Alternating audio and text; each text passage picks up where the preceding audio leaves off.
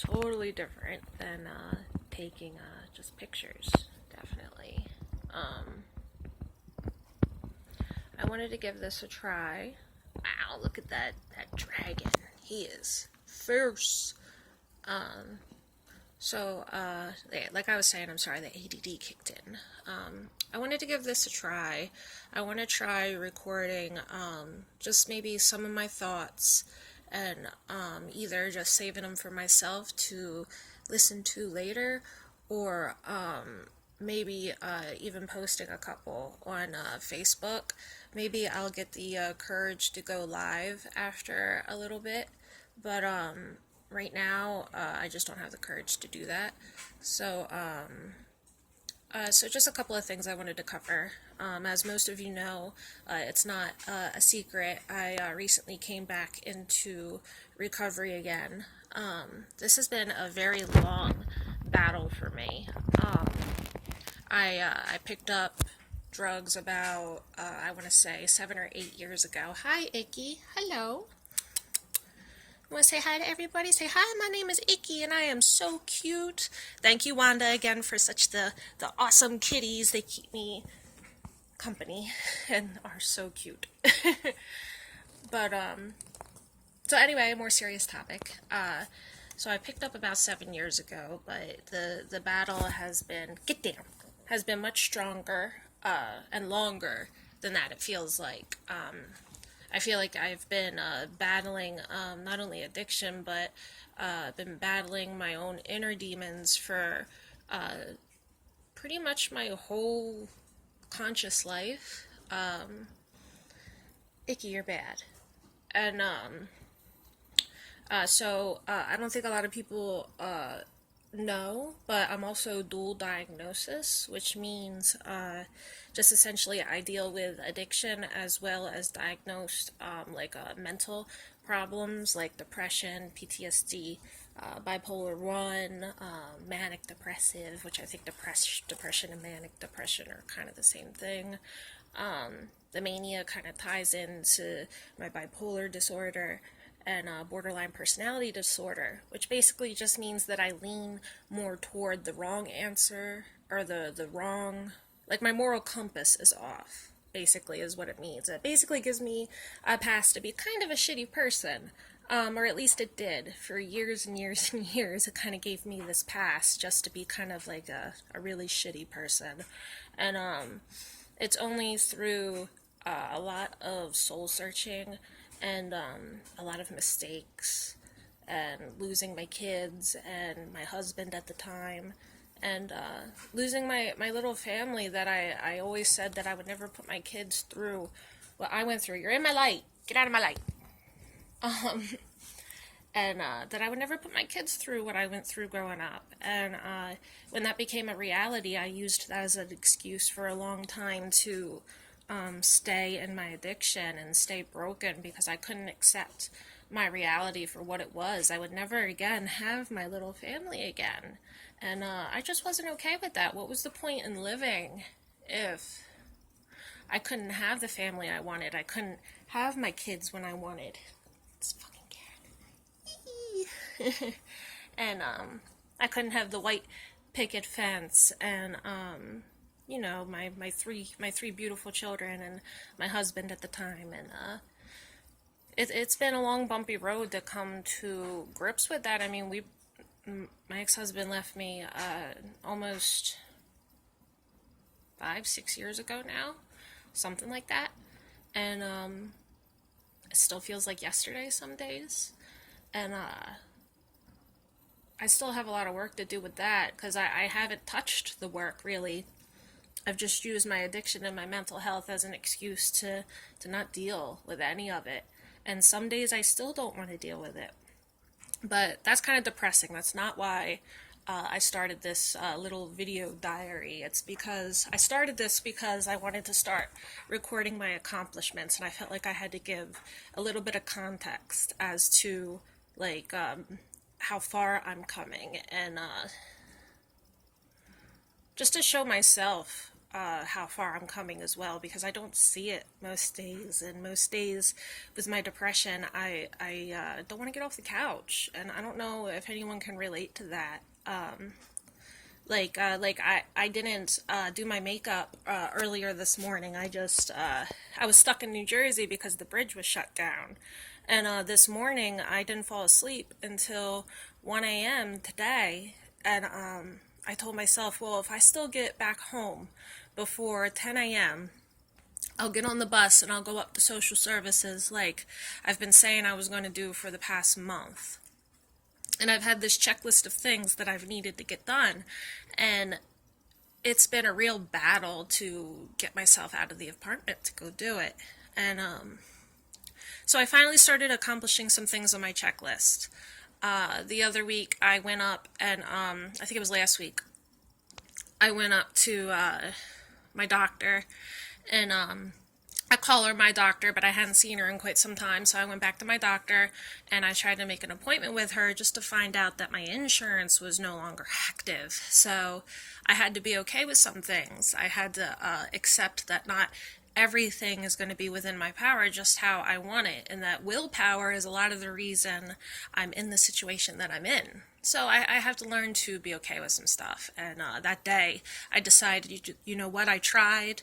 There's some roadblocks in the way, and I'm going to break down how to get around those roadblocks, excuse me, and figure out what the steps are to achieve the goals of my checklist, right? So I gave up that day, but you know what?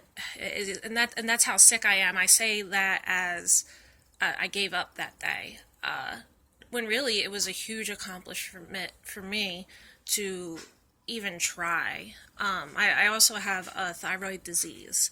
If nobody knows what that is, I have the hypo version. There's hyper and hypothyroidism. And the hypothyroidism makes me very lethargic, and it literally affects my energy levels and adds to my depression. It makes it 10 times worse. And so not only are my hormone levels out of whack, and then I have the mental disease on top of it. And like I said, it's a battle to get off the couch. So like I said, that's how sick I am. I think that I gave up that day, but really it was a triumph to get up and to try. And those are the baby steps that I need to make each time I start to decide to work on my health again. And I've done this so many times before. And that's what's scary, that I've been in recovery 7 times now. This is my 7th round in this merry go round I've created. And it's getting a little tiresome, and it's getting a little ridiculous in some ways. But anyway, the good things, right? So that day I scrubbed, and so I told myself, if I get back to New Jersey today before 10 o'clock, I'm going to take the bus and go to social services and figure out what's wrong with my insurance, because I'm on Medicaid state insurance. So I found my way up there, which was a huge accomplishment in itself, because I had to take 3 buses. And if anybody knows me, you know that I don't drive. I haven't driven since forever ago, like college, like 10 years ago. So like, I guess I don't pay attention when other people are driving. And it's not that I don't know where anything is, I don't drive and I don't go anywhere. So I guess I kind of don't know where stuff is.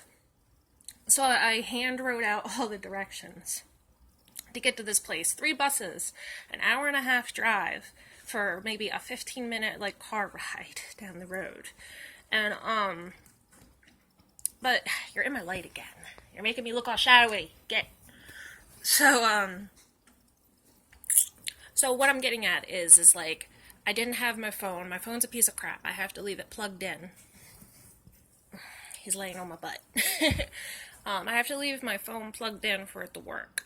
So I literally go outside with my phone, and it's like dead within 10 minutes without even really touching it. So I had handwritten out the directions in this very vague form, because I only had like 20 minutes to get down to catch the next bus on Route 40. And like, I wrote down how many stops were in between each bus and the next like stop I needed to get off at, but I didn't know that the bus drivers didn't stop at every stop. Like, if there's nobody at the stop, they just keep going. So if I didn't know what bus stops were on the route, then that method of counting stops was not accurate to find what my destination was. But luckily, I had written down some like landmarks to like look forward to, where about I need to get off at, and I was able to figure it out that way. And the bus drivers are really nice over here in Delaware. Shout out to Del Dot. And your bus drivers. I always tell them, look, I'm a 28-year-old and I don't know where the fuck I'm going, so I need to get to this place on this bus. Can you give me a heads up so I don't miss my stop? And they always help me out, and everyone on the bus is always super nice and trying to help me get where I need to go. And I've never met anybody on the buses that weren't super nice. So, I mean, I know there's always bad experiences, in any situation, but my experience thus far on the bus has been a good one. And I was super proud of myself to have gotten on, on and off 3 different buses, and I didn't miss a stop, and I don't think I fudged anything up, and that was a big accomplishment for me. Just riding the bus like regular people do every day, and I know it's kind of ridiculous, but it's something I'm proud of, and now I'm not quite so scared to go do it again.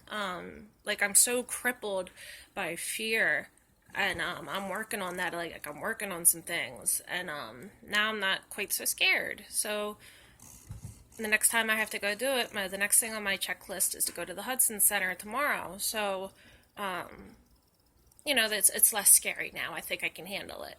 And that's most things in life. Once I do it, I find that I can handle it. So that's good.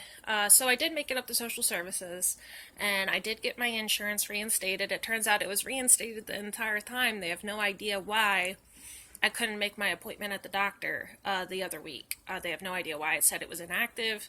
So, because the computer showed it as active and as ongoing for the entirety month of November into December coming up. So, I don't know, some kind of technical error, I guess. But so I got that figured out, and then I was in the process of trying to get food stamps. Because, again, if anybody knows anything about me, I had a job and I lost it, and I feel like a leeching off of my boyfriend. So I went up and I tried to get food stamps to help out, just to help out. I hate feeling like a leech. So I had given up on that route a little bit ago because I fell into a depression again, and I didn't get off the couch for a couple of weeks, and I missed my deadline. So I thought, oh, well, they're not going to work with me now. They're going to see that, and I'm an unreliable piece of crap, right? So I had convinced myself that I missed my opportunity. But while I was up there, she said, oh, and your food stamp card should be coming in the mail. It was delivered on, like, the 11th or some crap like that. And I looked at her and I said, oh, what card? And she said, your EBT card. And I said, oh, I didn't know that my food stamps had been approved. So that's good. It's good news. Something else on my checklist that I had given up on, again, giving up on stuff because that's what I do. And it turns out, I'm going to get them, and I'm going to be able to help out in the house a little bit more. It's good. It's a good feeling to be able to feed yourself as a grown adult. And you're expected to be able to take care of yourself after a certain age, and I can't. I don't know. I didn't know how to pay the light bill the other month when we had to figure out how to pay the light bill without a debit card. I was like, how did people do this before they had debit cards? With checks? Like, who has checks anymore? So, maybe that's a millennial thing. I don't know. But, so I was proud of that. Something else on my checklist that I had on my checklist, had taken it off, and found out that I was indeed approved for it. So, it was an improvement. There we go. So then, I got that all taken care of and squared away. I walked, the social services building is next to my mom's place, relatively close by. So I stopped by and talked to my mom, which was great. Once upon a time, I was sick, like every other day, dope sick. So I wouldn't have taken the time to walk to my mom's to visit her. Even just to pick up some mail I have there. I would have been in the house laying on the couch, sick or depressed, or maybe a combination of both. Excuse me. So, I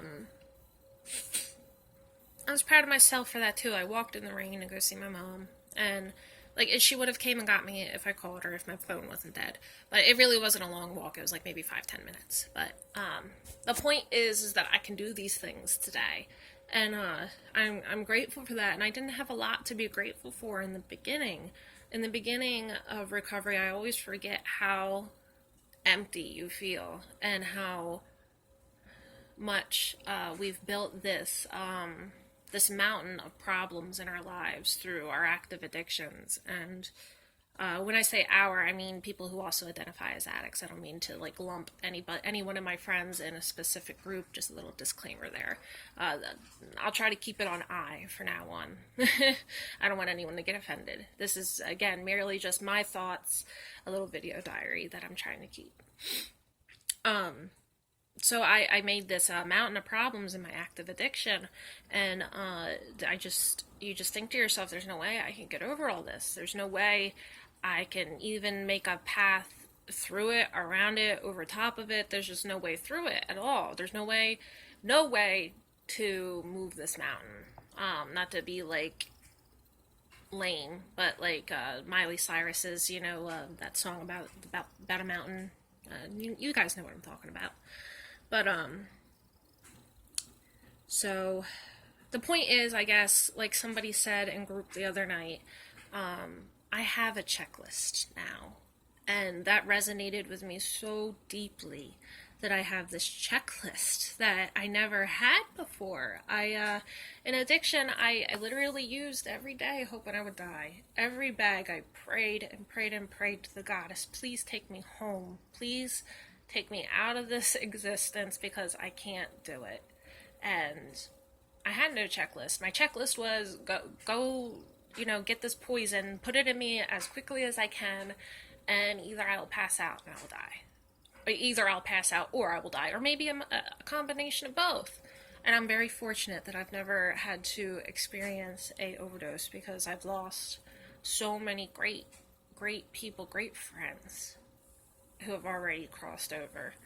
And I feel like a lot of them are in a direct relation to influences I had as their friend. And I carry a lot of blame with that. And that's something that, another thing that I'm trying to work through, kind of a little bit of like survivor's guilt.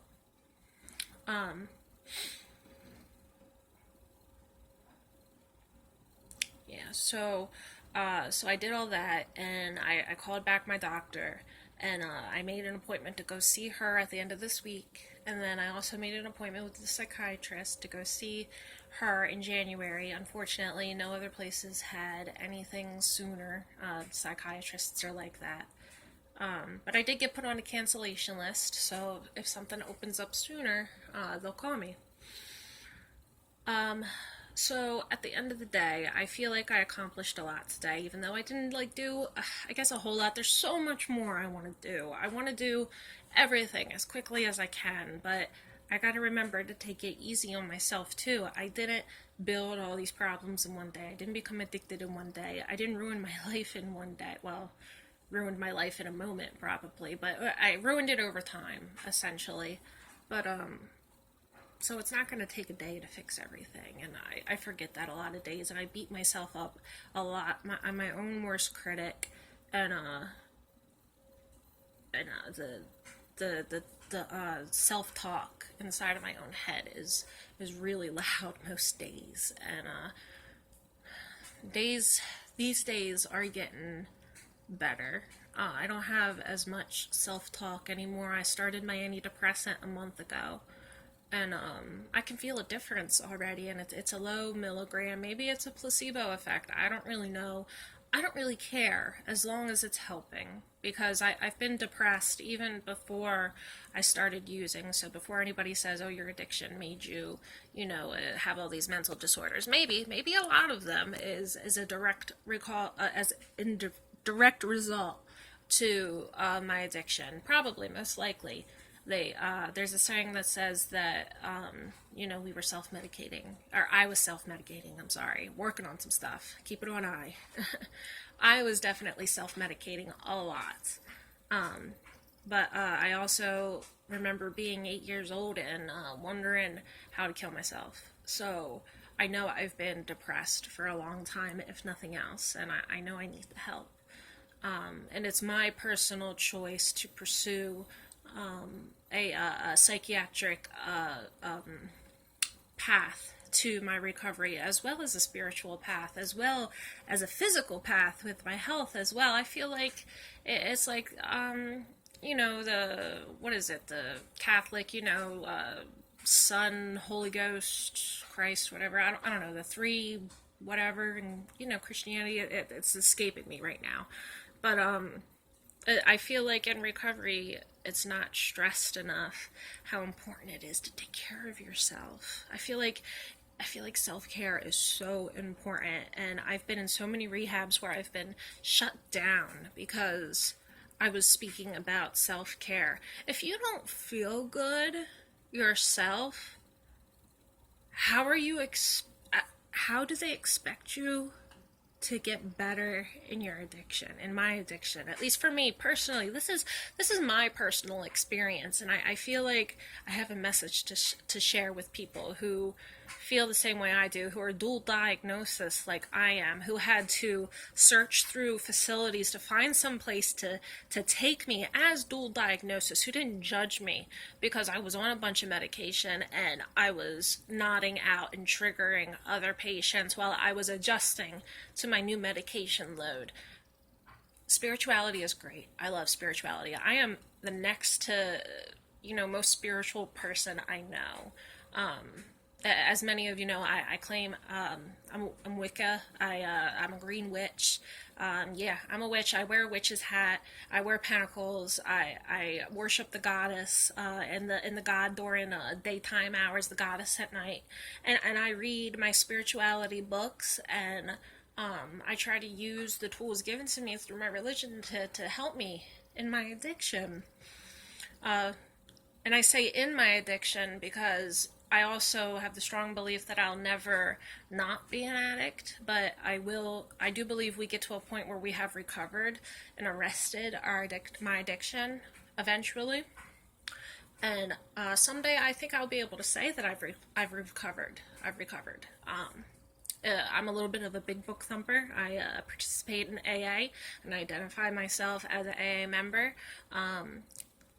If anyone wants to say that goes against the traditions, I'm not calling anybody out. I'm just calling myself out. I'm not putting anyone else's anonymity at risk. So I'm just proud to be a big book thumper a little bit. I believe in the big book. I believe in what it says. I believe in the program. I'm coming up with a new slogan. Okay, get this. The new slogan is Program Practicers Progress, instead of Meeting Makers Make It. I understand the premise behind Meeting Makers Make It, and it's a great slogan. It sounds nice, it's catchy to the ear, but I'm also a firm believer in those who practice the program of AA will progress, and we claim spiritual progression, spiritual progress, not spiritual perfection. So I just think it's important not just to make meetings. I love meetings. I love talking at meetings. I love the camaraderie between me and my fellows in AA. But I also appreciate the big book, how it's worded. It's beautifully written. It's almost Shakespearean. If you've never picked it up and you suffer like I do and you see something in what I've spoken here, it might be. What do you have to lose to pick it up and check it out? The worst thing you can do is hate it and not pick it up ever again. Just my personal suggestions, my personal experience. Sorry, I went off on a little bit of a tangent.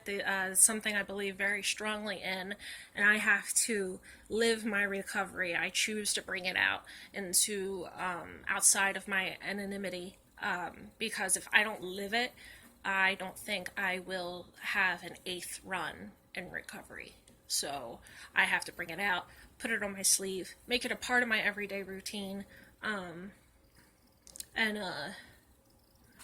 practice these principles in all my affairs. I mean, that's what it says. That's what the program says. That's what the steps say, to practice these principles in all my affairs.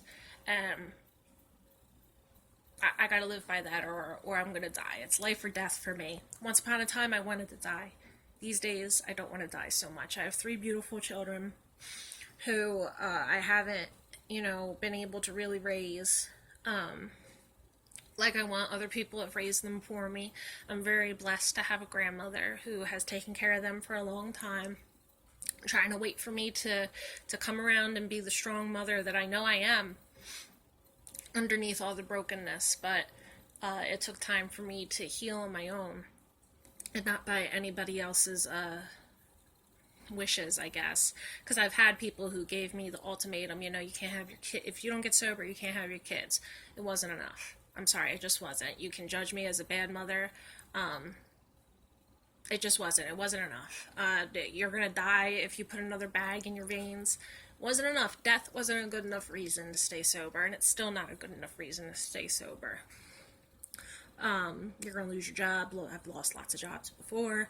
You're going to lose love. Okay, whatever. I loved the drug more than anything else in the world. So the only thing that's worked for me is to live my recovery, live my spirituality, and bring all 3 of these things to the forefront of my personality and my being. I have to live it. I can't live any other way. And I just hope that something I said here sticks with someone. That one of my old sponsors used to always tell me that I have a message to share with people. And meeting people, like in meetings, when I start maybe chairing meetings, or sharing, going to commitments or whatever, she always said that she could see me up talking to a crowd of women, and that really resonated with me even back then. Icky. Because I do have a message, and my message, I think, boils down to take care of yourself. Self-care. Which includes recovery, which includes physical health, which includes mental health above all. I think, for me personally, mental health above all, because if I'm not okay, I can't take care of anyone else. I can't take care of myself, can't take care of my kids, can't take care of my parents like I want to. I can't do anything if I don't take care of myself. And that's my ultimate truth that I know deep down inside of myself. So when I stop taking care of myself, that's self-sabotage. That's me trying to commit slow suicide in a way. Because we all realized we were slowly committing suicide. I know the book probably inside and out, the AA book. I've read it so many times, and each time I read it, I get something different out of it. And it's great. It's another part of my life, another thing on my checklist that, because that's what this is about, is my checklist. And so I've immersed myself in recovery again. And I could go on for hours about recovery, but this is about my checklist. That's what this specific video is about. So check. I think I've talked about that enough. Because I don't want to hit the 30 mark, and I only have a couple more minutes. So the last thing I want to touch on is that I made a doctor's appointment, psychiatrist appointment. I have these appointments. I'm getting discharged from a program I've been in for 2 months since I started back in sobriety, because my insurance is done paying for it, essentially. I've never heard of Medicaid not paying for something for, the full amount of time. Well, it just so happens I picked the one program it doesn't want to pay for anymore. So, unfortunately, I have to leave the program. But I started the road to still in my self-care, though, and I'm going to another doctor who's going to take care of me privately, which is going to set me up with the opportunity to be able to get a job. Because right now I'm going Monday through Thursday to this program, 5 to 8, and that only leaves me with the morning hours to find a job. And since I have 7 years without any real work history, nobody wants to really hire somebody who has no work history and has restricted hours. I think, at least, if I was somebody's, if I was a boss of some company and I saw an application where this person's like, hey, I haven't had a job in 7 years, but you should hire me in the mornings only. That's kind of ridiculous. Since I pretty much have to say I haven't had a real job in 7 years, I want to have an open schedule, or at least as open as a schedule as I can get. So, with the opportunity of a private physician helping me out, I'll be allowed in more hours. And that's so important too, because I owe a ton of child support and I want to pay it. I want to be able to get my license back. I haven't had that in years and years and years, and my passport is about to expire next year. So there's still so much more on my checklist that I want to get done. Like, I'm looking around the apartment right now, and I can make a checklist just around this apartment about what I want to get done in here. But there's more to it too. I want to live today, and if you asked me 2 months ago, I didn't want to live, and it's new. Hope is scary. I've said that many times on my page. If you've been following me, hope is so scary. And what I mean by that is that I know I went over the 30 mark. Because to have hope is to want to accomplish things, and I guess I don't want to fail. I don't want to fail anymore. I mean, I'm 28, I'm almost 30 years old, haven't really accomplished anything besides my 3 beautiful children that I wouldn't trade for the world. But I feel like I should have accomplished something more by now. Like, half of the people I knew in high school have graduated college, are starting jobs, have families, and I'm still doing whatever I'm doing here. I don't know. But, anyway, I don't know, I think I mentioned it earlier. I didn't do my makeup this morning, because I was stuck in New Jersey, didn't have access to it. So as soon as I came home, I jumped on the bus and went and took care of what I had to take care of. So when I got home, I had a little bit of something to eat, because I hadn't ate all day. And that's it too. In recovery, my appetite still hasn't returned. Even at almost 2 months later, food is still really funny to me. It might be an underlying issue there, but I'm not starving myself. I just don't like to eat. So I didn't do my makeup. I did my makeup when I got home late in the day. So it was probably like, I don't know, what is it, like 3 something now, 3:30. I didn't do my makeup until I got home. And I'm in the bathroom doing my makeup, and I'm like, why am I doing this? And you know why I do it? Why I love doing my makeup? Because it makes me feel good. And it was like a reward for me. A reward is what I'm trying to say. I know I'm beautiful without my makeup. I try to use it as a highlighter. I mean, I love highlighter in itself. It's super shiny. But, I love to try to highlight the features that I love about myself. I like the shape of my eyes. I like the way my eyebrows are shaped. I like how full my lips are, and I feel like I have really nice cheekbones. And I try to highlight that through my makeup, and I try to express myself through my makeup too. You can't ever see it with my glasses on, but I really like eyeliners. I always attempt to do my wings, even though they suck every time. And you can't ever really see it either, but I really try to get in there in my eyes and make, like, gradients, and, it's really shitty because I haven't done it in a while, but I tried to do, like, a blue-black gradient, and it kind of all just smudged together and made, like, a gray color. But the point is, it's like art to me.